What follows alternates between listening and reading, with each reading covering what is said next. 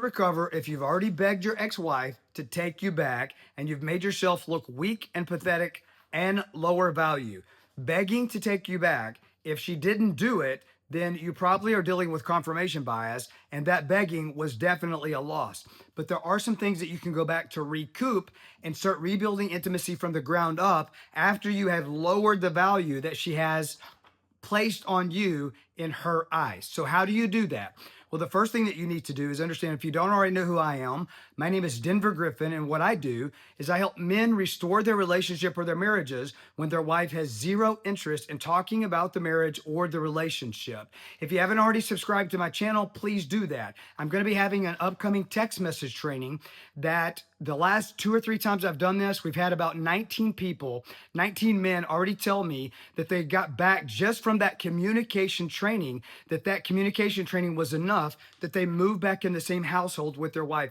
The last 3 times I've did this. I only do that for my YouTube subscribers. So if you haven't already subscribed to the channel, subscribe now. Press the bell notification so you're notified when I announce the free text message training that we're going to be doing again in the next few days. But also put in the comments that you would like a link to that free text message training so that my team will send you a link to the text message training when we launch that so you can register. I'm not going to be doing that training on YouTube, but I am going to be doing that on Zoom for my YouTube subscribers that have said that that's something that you want. So what are some things that you can do, though, if you've already begged her? It's over the holidays, you begged, you pleaded, you borrowed, you would do anything to get out of the pain that you're in, the depression that you're feeling, and to restore your legacy, restore your broken home, to get your kids back in the same household with mom and dad, to have your soulmate back in your arms. But guess what? You making changes, that is going to be something that's going to be required if you're dealing with confirmation bias, but that may not be enough. You've got to make changes that change her. You've got to make changes that change her mind. The first thing that you can do to actually start the process of changing her mind is stop thinking that getting her to feel sorry for you is actually going to cause her to want to come back. You sitting around being depressed or unhappy, you thinking that that's going to give you any grounds in restoration. It's not. It's going to push her further away. It's further confirming the bias that she has against you and the relationship. So you've got to do something radically different. Well, different, what do I do? Well, that's easy, but it's going to feel hard when you first start doing it. So here's what you do. You get yourself happy. The number one favorite thing that you can do right now of mine is to align your actions with your goals, whereas what you've been doing so far is aligning your actions with your feelings. What are you talking about? Put in the comments if you've been laid up on the couch for 6 weeks and you've lost 40 pounds because you're so depressed and distraught, your work performance at your job, you've lost your bonuses, maybe even your job is in danger because you're not performing very well at all. You've kind of given up on life. Well, why would you give up on life?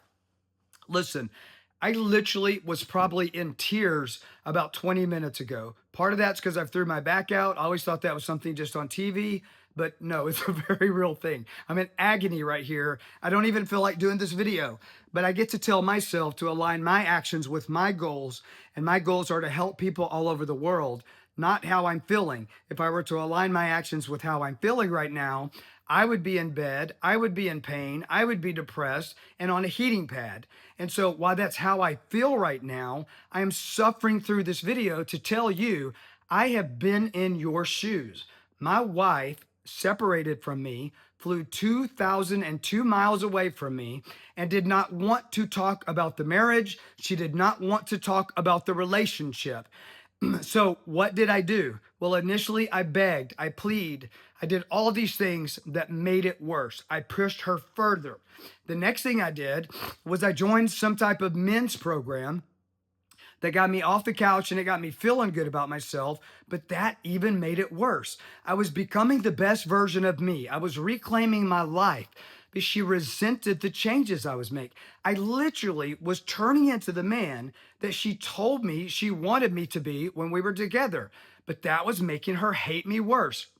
That was further confirming the psychological confirmation bias that she had. So you have to do both of these things, but you've got to do some additional things as well. So the number one thing that you can do right now is there's a movie that Jim Carrey did. The movie's okay, but I highly recommend that you go watch this movie. It's called Yes Man. If you've been piled up on the couch eating Cheetos, you're losing 40, 50 pounds, you're depressed, you've given up on life, everybody that you see, all you want to talk about is what you're experiencing because you're going through the worst thing that a man can go through in his life. And that's an unwanted divorce or an unwanted separation where your wife is driving the train to divorce. How many of you right now, your wife is driving the train to divorce, but you're still in denial because she's telling you, well, I just need a little bit more time. But she's taken the next step to advance a permanent dissolution. Why? She's not being honest with you. She's too afraid to hurt your feelings. And so she's lying to you that she's on Facebook looking for another man, that she's already talking to somebody and having an emotional affair, which is about 90% of the time. I'm not saying your wife's a hoe bag, but what I am saying is that she's not sitting on the couch lonely and upset and distraught like you are. Put in the comments if your wife is acting like she's happy as a lark while you literally feel like you want to check out. You want to unalive yourself. Put that in the comments if that's how you're feeling right now. Ask me how I know that's what you're feeling right now. Because I remembered what it was like going through an unwanted divorce case where I would give anything to save the marriage. And my current marriage is the one I'm talking about, but this marriage is marriage number 2. I went through this in my first one of 20 years. And guess what? I did not save that marriage. And do you know one of the number one reasons, in my opinion, why I didn't save my first marriage? One reason, I simply ran out of time. Something that I could have done to have sped it up the first time and that I finally did do it the second time is watch that movie Yes Man with Jim Carrey. Never, why do I want to watch a stupid comedy when I feel like hell? Key word. You're aligning your actions with your feelings. And what we want to do instead is we want to align your actions with your goals. Whatever, what do you mean by that? I want you to go watch the movie that Jim Carrey's in called Yes Man. And then what I want you to do is take action and do what he's doing in that movie. He gets off the couch. Every opportunity that life comes up where he has an opportunity to say yes, if it's scary, if he doesn't feel like it, if he doesn't want to, he thinks he can't afford it. By you not doing those things where life's giving you an opportunity to say yes, it's costing you everything that's dear to you. So if you're thinking it's too much financially to take a trip down to the Bahamas on an airplane, how much is it going to cost you if you don't? Because if you'll take my advice, it will start the process of creating curiosity with her. It'll tell her he's happy. I don't have to feel responsible for his misery anymore. See, a woman is not going to come back to a miserable husband. So you losing 40 pounds on the couch, put in the comments if that actually worked in your favor. It's one of the few good things that comes out of the hell that you're going in for a lot of you. Now, some of you, you're losing too much weight. But if that's you, put that in the comments and I'll do a video around that. If you'd like to hear what my wife was experiencing when I was losing all that weight, when I was piled up on the couch, when I was depressed, when I was living in living hell as I was going through an unwanted separation, stick in the comments what you'd like to hear about from my wife. She's going to do a video with me tomorrow, and we're going to launch that video on Wednesday. So why would you want to do what Jim Carrey's doing in that video? Because what you're doing, in essence, is living your life. By you telling your wife subconsciously that I'm miserable without you, what you're telling her subconscious is that if I don't go back to him, he's going to be miserable and die lonely forever. But if I do go back to him, the responsibility for his happiness is 100% on me. She's not designed to take the pressure. That bullcrap is one of the reasons that you pushed her off. Whenever you put that kind of pressure on a woman, that's you being the pressure cooker. And when you put somebody in a pressure cooker, steam always has to find a place to escape. It's called the pressure relief valve. The pressure relief valve in a relationship breakdown is called an enemy of the marriage. This enemy of the marriage can be an emotional affair partner. It can be some usually low value woman that's a miserable person. That woman can sense that your wife is miserable. Misery loves misery, so she will latch onto your wife. It's typically a woman that's had failed relationship after failed relationship after failed relationship. She's currently in a miserable divorce, or she's currently in a miserable marriage, and she wants a divorce, but she doesn't have the balls to file it, whatever. Usually it's a lower value, maybe at the moment for the season, a lower classy woman that's enabling your wife to destroy your wife's life, to destroy your children's life, and to destroy your life. Because what she's doing is she is enabling your wife to get a divorce of a marriage that could be saved. Statistically, it is not in the best interest of a wife to file a divorce from her husband. But yet, nearly 80% of divorces that are filed by women.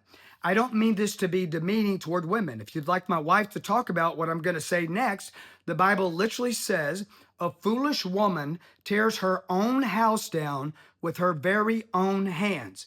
Now, I want to point this out. It doesn't say a bad woman. It doesn't say a bad person. It says a foolish woman. What causes anybody to do something foolish? Pride.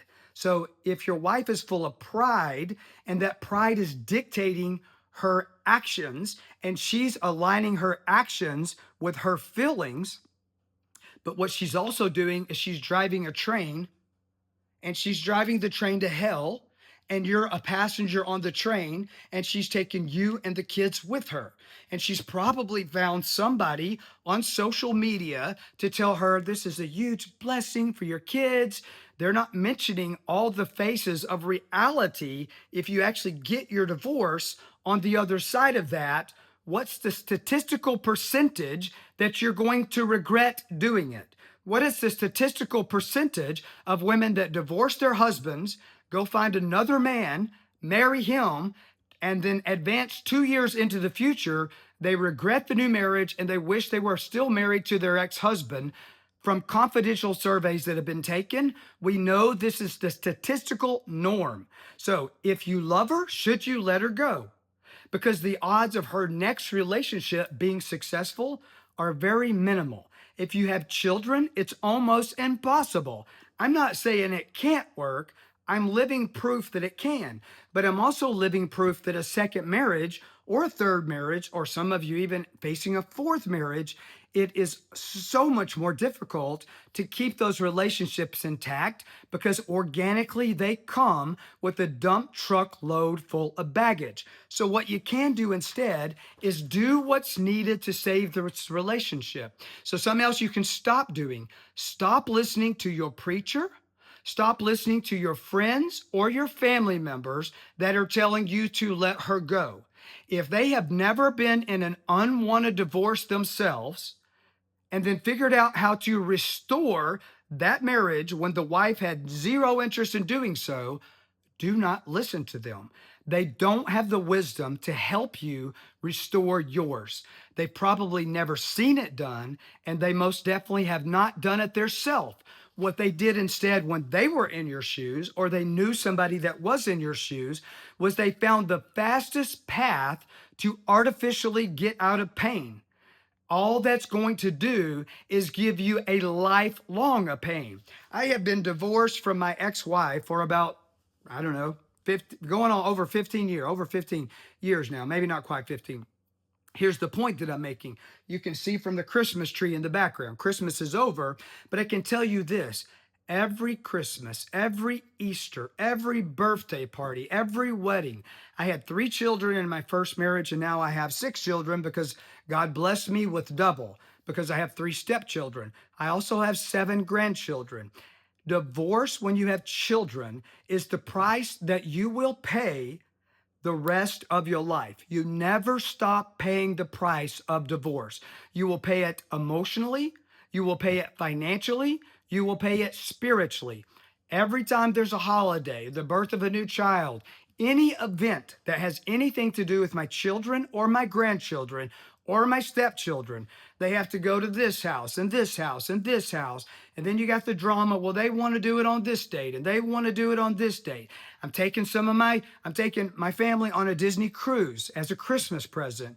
And then we had one baby mama. She got pissed off at baby daddy's new wife. And now she won't let him go 2 hours early. Quite frankly, at the end of the day, she's just being a complete bitch. But she's a good person. She's a good mommy. But what we're dealing with here is pride. How do you get rid of pride? Pride is confirmation bias's first cousin. You need to know how to actually get rid of confirmation bias. Doing the movie and start saying yes to new opportunities. Get off the couch and start doing something radically different. Go live your life. Become a higher value man.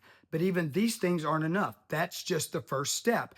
The next thing that you've got to do is you've got to start communicating with her in a way that makes her feel heard, valued, and seen. I've trademarked the HVS method. Remember, what are you talking about? When she sends you a text message about the kids or about a utility bill, look for the words I. I'm not feeling good. I have to go to yoga. I have to do this. I have to do this. I have to do this. And, so you're responding right now, positive, polite, and playful. If you've been watching my YouTube videos, that's a golden rule. All communication is positive, polite, and playful. But to restore the relationship and start the process of dissolving confirmation bias, we want to go next level with positive, polite, and playful. So you want to replace the 3 C's with the 3 P's.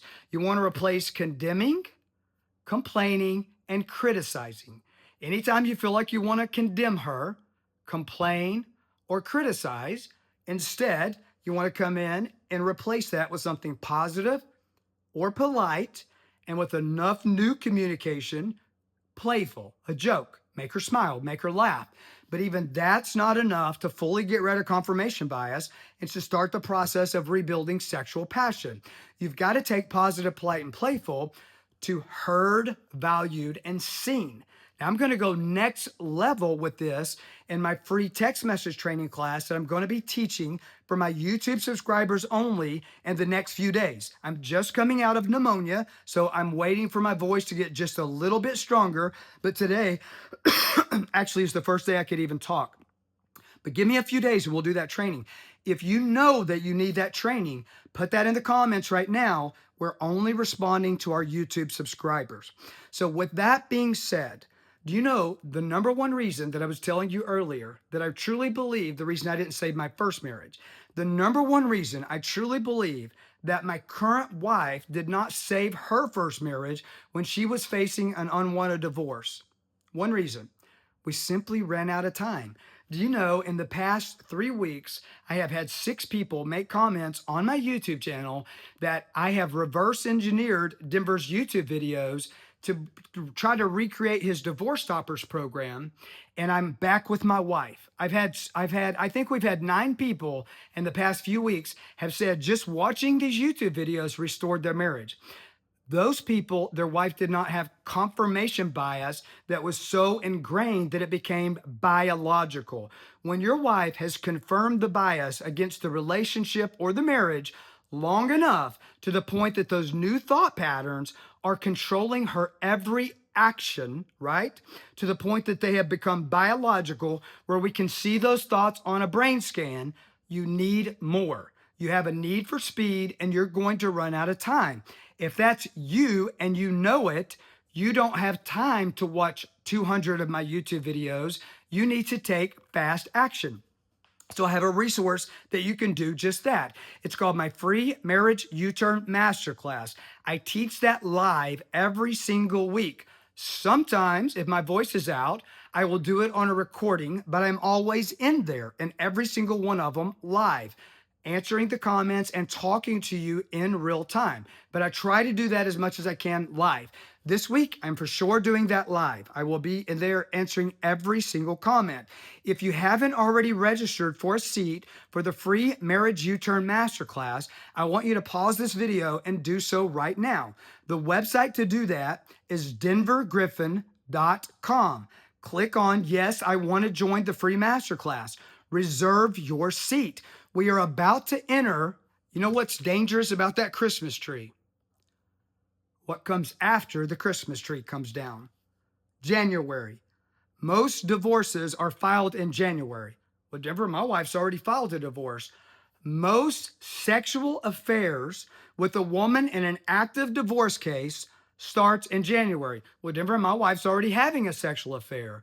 Most decisions to marry the limerent affair partner of the person that they're shagging takes place in January. If you know that you're running out of time and you have a need for speed, put your specific circumstance in the comment section. But right now, do this first. I'm going to tell you this. Pause the video and go to Google and type in denvergriffin.com. Make sure it takes you to a picture of me and my wife standing in front of the Eiffel Tower in Paris. I have a lot of my competitors that are bidding on my name, meaning when you go to Google, it pulls up their programs because they're paying for my name. Make sure it pulls up the picture of me and my wife and it says, yes, free masterclass, and register for the free masterclass. That is a free marriage U-turn masterclass. In that marriage U-turn masterclass, I am teaching you how to put some speed on it. Now, if you've already done that and you know that you've got it almost figured out, but you're missing something, put in the comments, Denver, I need a strategy session call. Either me or my team will personally send you a link, and that way you can book a call with us. In that call, we'd like to hear more about what is your wife saying? What is she doing? And then give you our advice on what is the best strategy to speed up reconciliation if we think it's possible based on your current circumstances. So what's something else that you can do? Something else that you can do is all the stuff that you've been posting on social media. If she would ever loved me, she would have never done this. You're posting Bible scriptures about God hates divorce, or all of these different things. Or a lot of you, you're just praying for God to help you and you're standing for your marriage. But unfortunately, you see the enemy is literally stealing your marriage. You've got to stop being naive. Even in the Bible, it says faith without works is dead. It also says that wisdom is worth more than rubies. You've got to get up and seek some rubies from some people that are not qualified by their teaching. So here's what I mean. God doesn't always call the qualified. I've been to college for nearly 9 years, but I don't have a degree. And somebody said the other day they would help me with algebra because I have algebra is the only reason I don't have my master's degree, my bachelor's, or my associate's. And guess what? I don't care about the degree, right? Does that make sense? I'm very thankful for what I learned in the years of psychology classes that I took because it helped me. If anything else, I learned about confirmation bias. Regarding relationship restoration, what I learned in college was exactly what doesn't work. See, if you have PTSD, what I learned in school works like clockwork. But what I learned in school around if your wife wants a divorce and you want to save the marriage, I learned how to help people with an amicable divorce. It's not taught in the universities how to help a wife be reattracted and want to come back to her husband when she wants nothing to do with him. But guess what? God does qualify the called. I know how to do that because I almost saved my first marriage. I didn't, though. I didn't. I ran out of time. But the second time I found myself in those shoes again, I knew this time around I had a need for speed. And now I'm teaching that in my free Marriage U-Turn Masterclass at denvergriffin.com. If you've already done the masterclass and you still need more help, stick a comment in the comments and say, Denver, I need a call with you guys, and we'll send you a link to do that. But if you haven't already done that free Marriage U-Turn Masterclass, please take a different path. Take action today and do something to turn this around. And don't forget what I told you. This coming Wednesday, my wife and I are going to go, I think we're either going to go live on Wednesday or we're going to pre-record on Monday or Tuesday.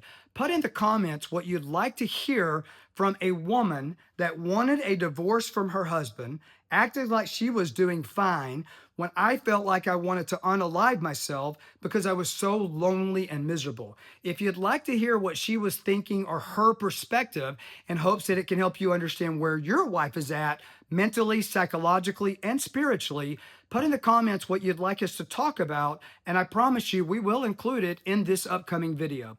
Godspeed, my friend. If you've been standing for your marriage and putting all the responsibilities to restore your marriage on God, what's the next video that we're going to put at the end screen?